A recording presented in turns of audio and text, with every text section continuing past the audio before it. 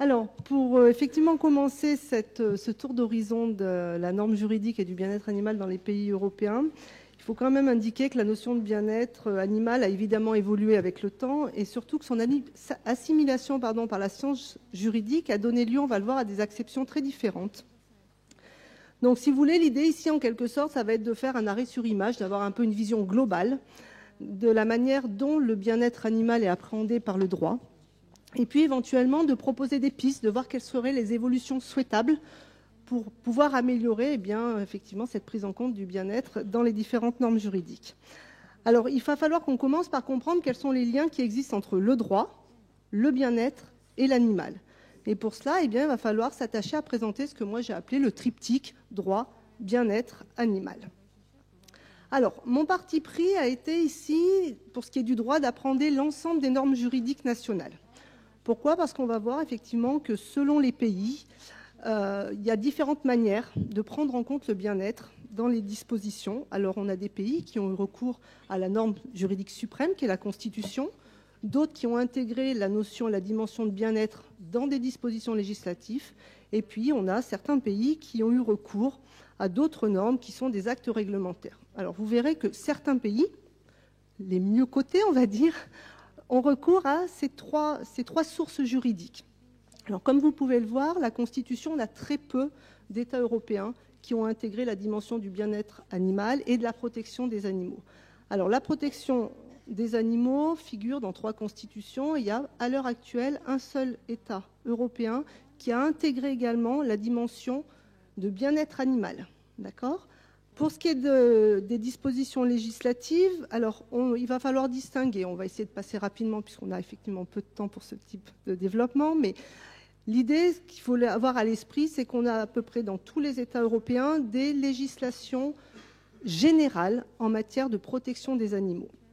Alors ce sont des lois qui, pour la plupart, sont apparus dans les années 90. Alors il y a quelques pays qui ont été un peu précurseurs. On a vu dans la deuxième moitié du XXe siècle déjà des législations générales en la matière. Et puis on a des lois récentes. J'ai vu ce matin dans une présentation qu'il était fait référence à la loi de 2012 en Grèce, effectivement. Alors les pays qui ont opté pour une législation déjà ancienne, type l'Irlande, ont mis au goût du jour leur législation, les ont modifiées. L'Irlande, vous allez voir, qui peut être effectivement précurseur dans certains domaines, a modifié sa législation en 2013. Donc c'est effectivement tout à fait récent. Donc il faut bien comprendre que le droit quand même intègre progressivement les avancées scientifiques. Alors c'est vrai que le droit a toujours besoin d'avoir ces preuves scientifiques qui nous permettent de prendre en compte que l'animal est un être sensible et qu'il va falloir le protéger à ce titre-là. Vous voyez également qu'il y a d'autres sources juridiques possibles, ce qui apparaît là sous l'intitulé acte réglementaire. Alors, on peut prendre, je ne peux pas lister tous les exemples au niveau européen. Si on prend l'exemple de l'Italie, par exemple, il y a 2 villes qui se sont illustrées, Rome et une autre ville un peu moins connue qui est la localité de Monza, alors qu'on connaît effectivement pour son Grand Prix, mais là en l'occurrence, ce n'est pas du tout ce qui va nous intéresser. Cette ville s'est illustrée parce que ça a été la première ville en Italie à interdire, alors ça peut paraître anecdotique, mais il faut quand même le souligner, c'est la première à avoir interdit à ses habitants d'avoir un poisson rouge dans un bocal. Alors ça vous fait sourire, mais effectivement, c'est un premier pas, on va dire, vers la prise en compte du bien-être. Alors effectivement, certes que d'une catégorie, mais une catégorie qui n'est pas moins importante que les autres, celle du poisson rouge. Je parlais de Rome, puisque Rome, effectivement, en 2005, a déjà interdit. Alors 2005, il faut savoir que c'est nettement en avant par rapport à la période à laquelle l'Italie a ratifié la Convention européenne de protection des animaux de compagnie.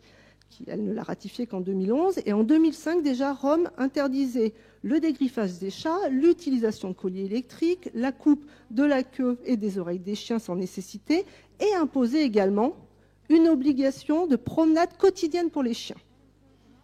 Donc effectivement, alors après se posera, on y reviendra, le problème du contrôle et de la sanction. Mais on note quand même que, effectivement, certaines localités ont une démarche en matière de protection et de prise en compte du bien-être. Alors justement, ce bien-être, comment est-ce qu'il est appréhendé par le droit? La notion de bien-être. Tout à l'heure, on a fait état du bien-être animal, mais le bien-être dans le droit ne concerne évidemment pas que l'animal. Nous avons effectivement un ensemble d'éléments en matière de bien-être qui nous on a des jurisprudences, on a un certain nombre de décisions de justice où on se rend compte que les juges sont amenés à prendre en compte le bien-être du mineur, du majeur protégé, de l'époux, éventuellement également de l'animal. Mais à chaque fois, ce qu'il est difficile de comprendre et ce qui va faire que c'est difficile pour le droit d'appréhender cette notion de bien-être, c'est que est-ce qu'on recherche le bien-être physiologique, psychologique, économique, environnemental?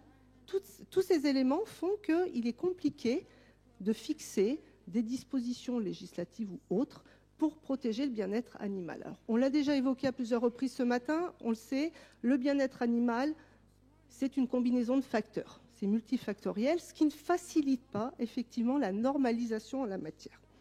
Dernier volet, dernier élément de notre triptyque, c'est l'animal. Alors là encore, l'animal, eh bien, on a une approche par catégorie, soit par espèce, les animaux de compagnie, les animaux de laboratoire, les animaux d'élevage, soit par activité. On l'a vu tout à l'heure pour les animaux d'élevage. Vous avez parlé également du règlement en matière de transport, en matière d'abattage.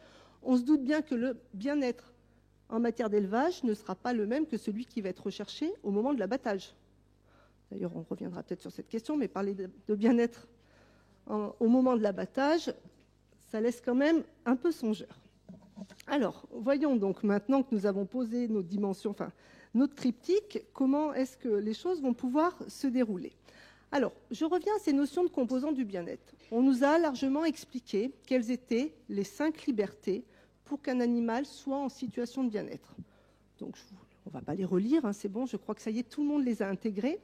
Simplement, pourquoi moi est-ce que je reviens sur cette notion, sur ces 5 libertés? C'est pour vous permettre de comprendre que le droit, lui, n'a pas appréhendé ces 5 libertés de manière identique. C'est-à-dire que les 3 premières correspondent, en fait, sous l'angle juridique, à ce qu'on pourrait qualifier de protection de l'intégrité physique de l'animal.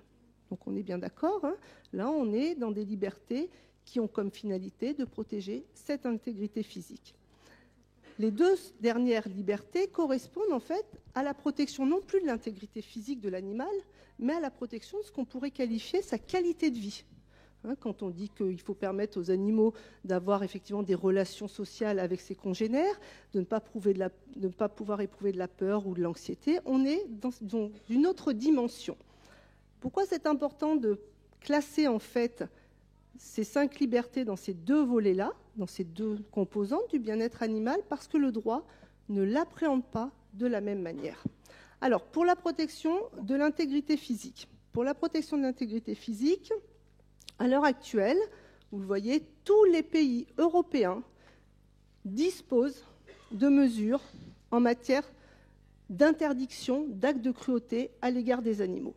Alors, à l'égard des animaux de compagnie ou assimilés, d'accord? Donc, des animaux pour lesquels l'homme a une propriété, un pouvoir à l'égard de celui-ci, d'accord?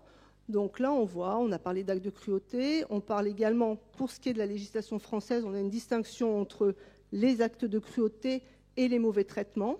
Alors on va voir que ce n'est pas toujours très favorable à l'animal, finalement, cette distinction c'est entre ces différents degrés.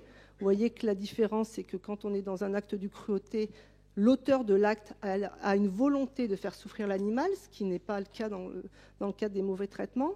Le problème, c'est qu'il appartient au juge d'user son pouvoir discrétionnaire pour déterminer si l'acte en cause relève de l'acte de cruauté ou du mauvais traitement. Alors pour vous donner ne serait-ce qu'un exemple, il y avait une fois un chien qui avait été attaché sur un balcon. Alors certes, on lui avait donné de l'eau et à manger.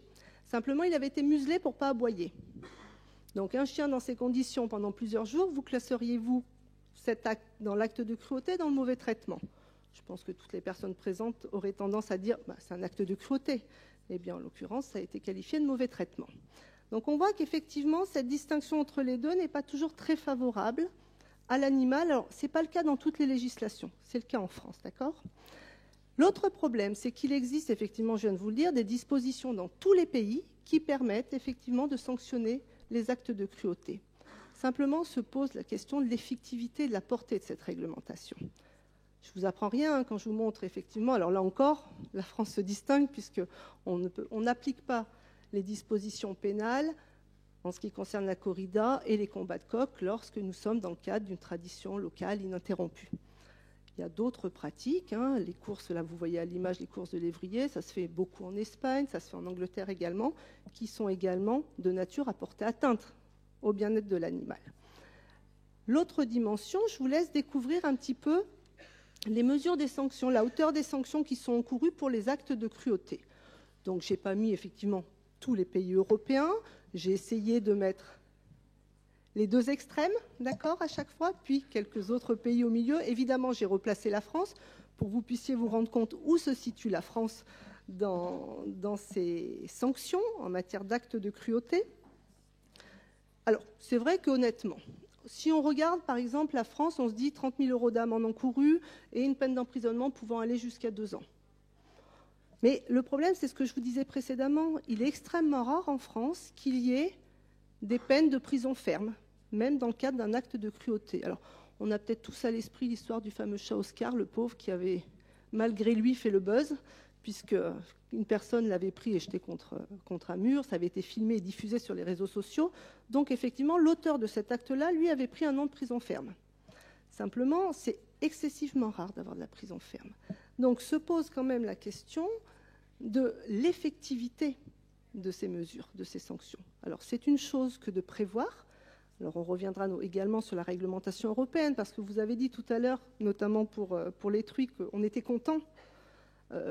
Tout le monde a des contre-exemples de cela, parce que vous avez effectivement également signalé que ça relevait des États de pouvoir mettre en place ce contrôle. Encore faut-il que les États aient les moyens, en termes de personnes, en termes de budget. D'accord ?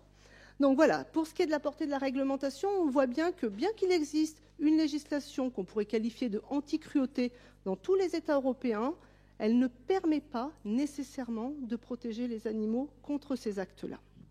Deuxième volet du bien-être animal, lorsqu'on l'envisage sous l'angle juridique, c'est ce que j'ai appelé la protection de la qualité de vie.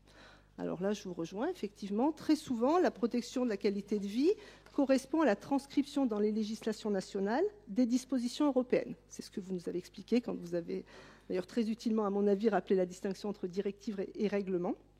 Donc, on a des dispositions dans les différents pays, on va dire des normes minimales en matière de protection de la qualité de vie.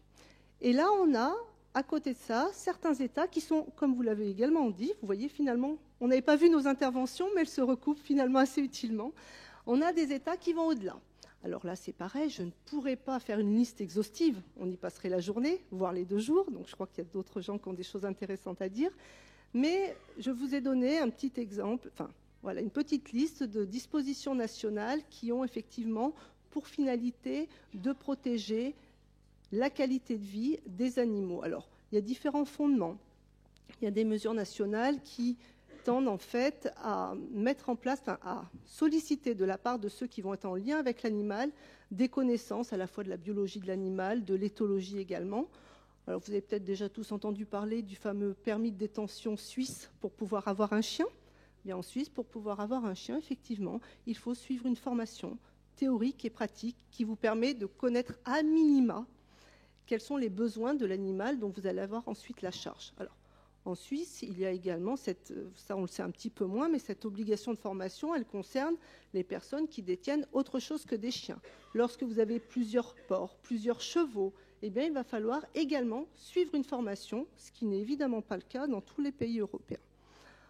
On a d'autres législations. Vous voyez, souvent on a la Suisse, effectivement. C'est vrai qu'en Suisse, c'est un État qui peut être cité dans bien des cas comme étant un exemple en matière de protection de l'animal, que ce soit de son intégrité physique ou de son bien-être. Donc, deuxième catégorie de mesures nationales, c'est celles qui ont pour finalité de permettre aux animaux grégaires d'avoir effectivement une vie sociale. Donc, le respect de ces besoins sociaux, on le trouve en Suisse. Alors, en Suisse, on a une liste un peu exhaustive des animaux qu'on ne peut pas posséder seul. On ne peut pas avoir un seul lama. Bon, vous me direz, c'est peut-être pas très fréquent de se promener avec son lama, mais néanmoins, voilà, on sait que c'est des animaux qui doivent vivre à plusieurs, donc on a l'obligation d'en posséder plusieurs. C'est le cas en Bulgarie. Alors en Bulgarie, il est indiqué dans les dispositions nationales, dans la loi générale, qu'on ne peut pas posséder un seul animal pour les animaux qui sont des animaux grégaires, sans par contre préciser. Mais c'est peut-être pas plus mal que de ne pas préciser, parce que l'erreur, quand on précise un petit peu trop, eh bien on ferme effectivement également la porte.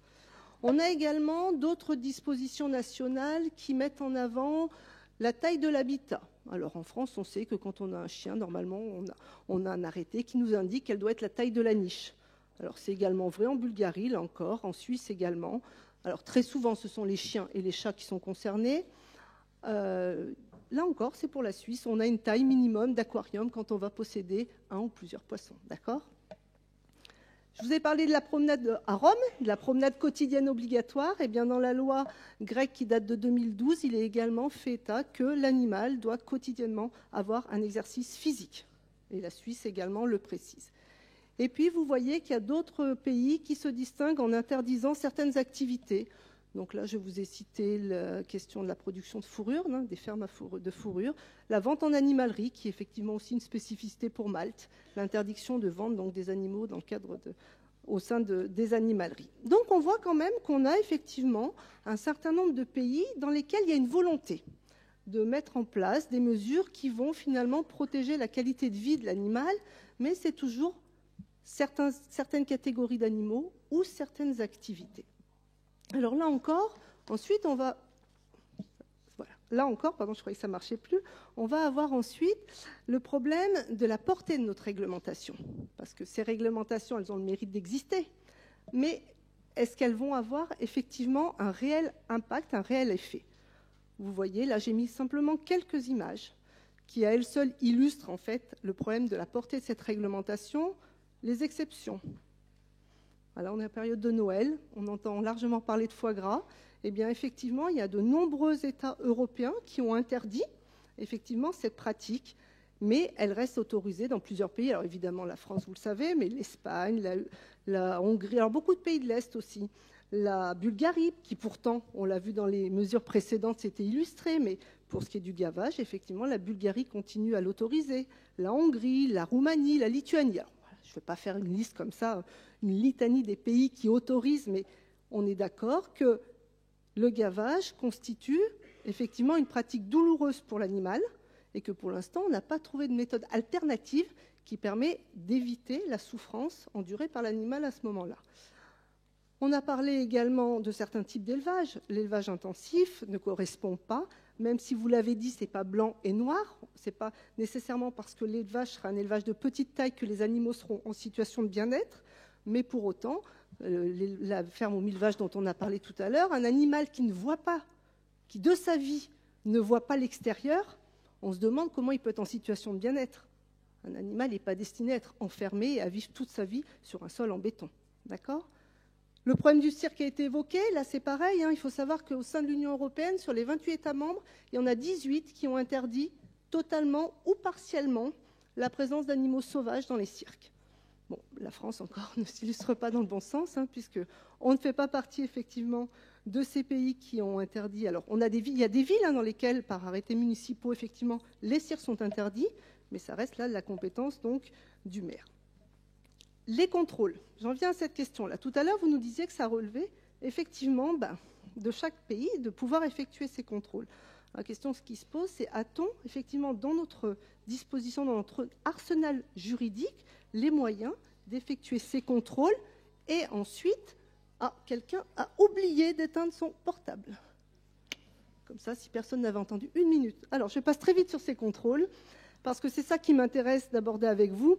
Comment est-ce qu'on peut évoluer ? Comment le droit peut-il évoluer pour changer, pour permettre d'appréhender le bien-être animal dans sa globalité ?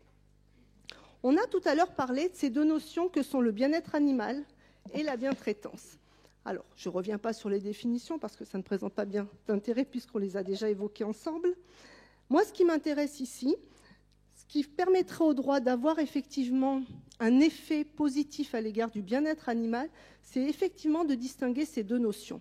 Parce que quand on parle du bien-être animal, on va se placer sous l'angle de l'animal. Quand on va parler de la bientraitance, on va se placer sous l'angle de la personne, du responsable légal, du propriétaire, du détenteur, peu importe le nom qu'on va lui donner, de la personne qui est en lien avec l'animal, d'accord ? Et si on met en place une obligation de bientraitance, on va pouvoir, alors on discutera sur le fait que ce soit une obligation de moyens ou une obligation de résultat, mais si on met en place une obligation de bientraitance, on va avoir un moyen juridique pour pouvoir imposer à toute personne qui serait détenteur d'un animal ou responsable légal de cet animal de mettre en place les mesures nécessaires pour lui permettre lui, après d'être en situation de bien-être. Et créer une obligation va nous permettre effectivement d'avoir des sanctions qui vont correspondre au défaut si la personne ne respecte pas cette obligation. Alors, vous voyez bien que là, on en est, l'histoire n'est pas finie. Hein, il nous reste encore effectivement quelques chapitres à écrire.